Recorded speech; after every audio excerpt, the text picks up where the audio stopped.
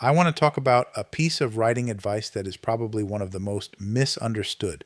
If you're a writer, I'm sure you've heard it. Show, don't tell. Now, let me begin by telling you a little about myself. For 10 years or so, I was a moderator over at critiquecircle.com. It was listed numerous times as one of the top writing sites for authors. The reason I bring it up is that the topic of show, don't tell was one of the most contentious. It would appear every few months, and inevitably, it was argued to the point that a moderator had to step in and put fires out.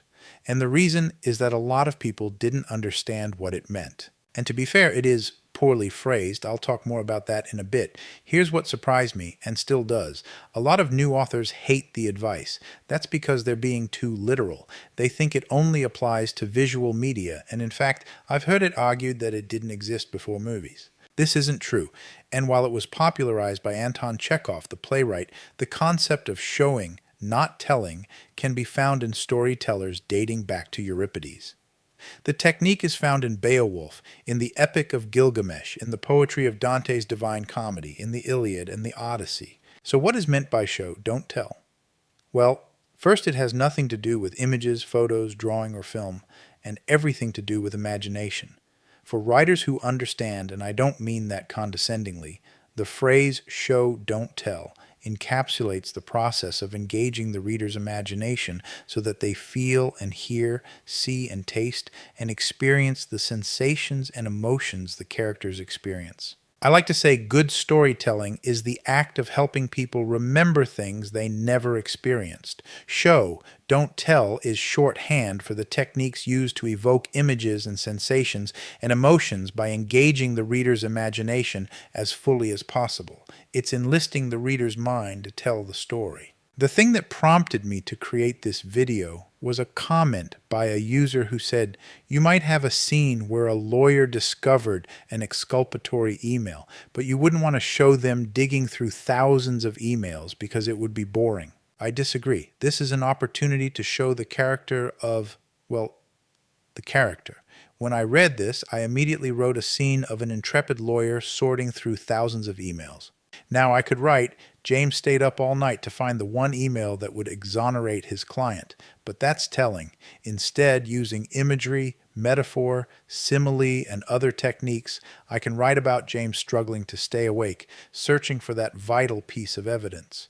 By doing so, I can not only inform the reader that James stayed up all night looking for an email, but I can explore his dedication, paint a scene or image in the reader's head, and reveal aspects of the character. A good writer can take this banal activity and turn it into a treasure trove of information in an interesting way that puts the reader right there with our intrepid lawyer.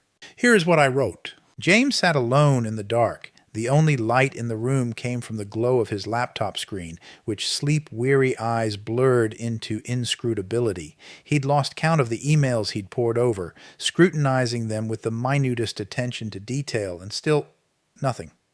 Ordinarily, he would have quit hours ago, but an aching back, pounding headache, and exhaustion were poor excuses to give the widow of a hanged man.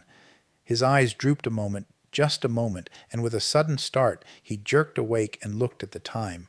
The red illumination from the alarm clock was blurred, and he rubbed his eyes, clearing away the sleep. Damn, an hour lost. The crick in his neck, heaped upon all the other aches and pains of exhaustion, served as punishment for his lapse of discipline. He looked at the inbox and saw there were still over 1,000 unopened emails. If Dante had written his Divine Comedy today, surely one of the circles of hell would involve email and the Sisyphean effort to stay caught up. The answer had to be here. It had to be. He reached over and picked up the cup of stale cold coffee, slapped his face, and took 5 long swallows, draining the cup's bitter liquid. Wearily, his body aching, James clicked the mouse to open the next email and began reading.